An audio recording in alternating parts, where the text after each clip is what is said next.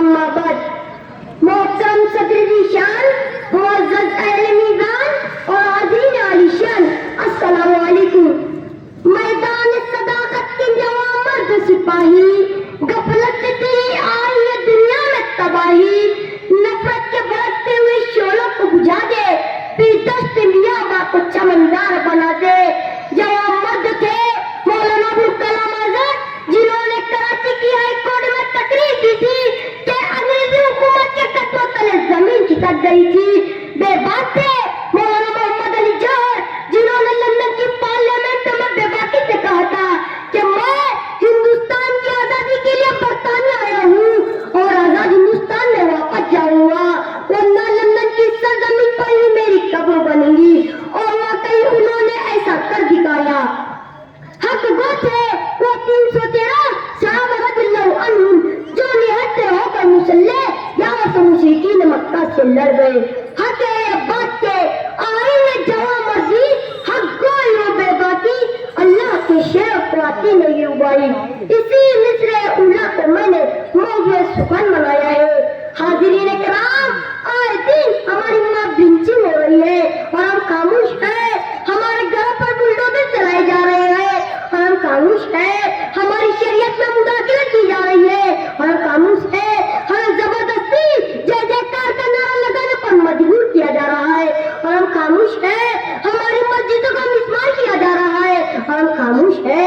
हमारे आबा अजदाद की मिल्कियत पर कब्जा किया जा रहा है और हम खामोश है।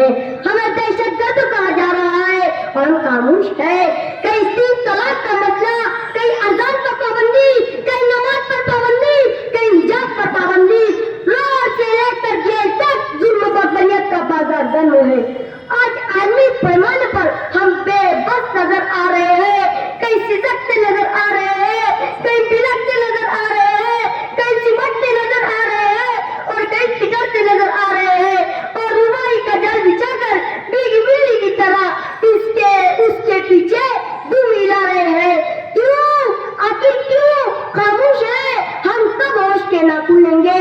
ए ईमान वाला, तौहीद और रिसालत के मस्ताना 500 करोड़ की तादाद में है, फिर भी समुद्र की जाग की तरह अपने वजूद को बना रखा है।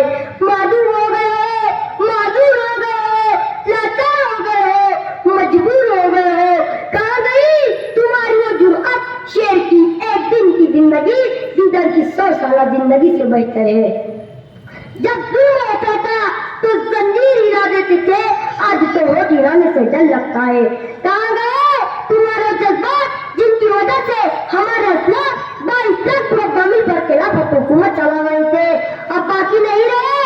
उठाइए तारीख के औरत, बेबाक थे हज़रत उमर रज़ियल्लाहु अन्हु, अल्लाह के शेर थे हज़रत अली रज़ियल्लाहु अन्हु, जवां मर्द थे खालिद बिन वलीद रज़ियल्लाहु अन्हु, जवां मर्द थे सलाहुद्दीन अय्यूबी रहमतुल्लाह अलैह, जवां मर्द थे टीपू सुल्तान रहमतुल्लाह अलैह।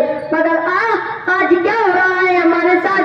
दवा खाने के मरीजों पर भी रहम नहीं किया जा रहा है और न स्कूल के बच्चों पर बम के तैयार से उन्हें उड़ा दिया जा रहा है।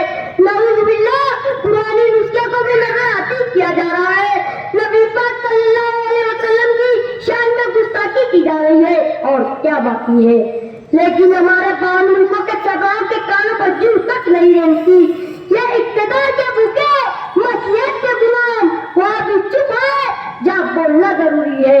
और मुझे इश्कों की आग अंधेर है, मुसलमान नहीं रात का ढेर है। आज हम समुद्र में एक कश्ती में नहीं बल्कि एक तख्ते पर सफर कर रहे हैं और हमारी कश्ती का कोई भरोसा नहीं। खुदा बचा ले हमें, हक गोई है बेबाकी अता फरमा। ए मुसलमान, अब भी वक्त है, तुम जो चाहो तो जमाने को हिला सकते हो, हक की आवाज से तारीख बना सकते हो। खुद को पहचानो तो वक्त भी संवर सकता है, दुश्मन दी का शियाना भी बिगड़ सकता है। खुदा हाफिज।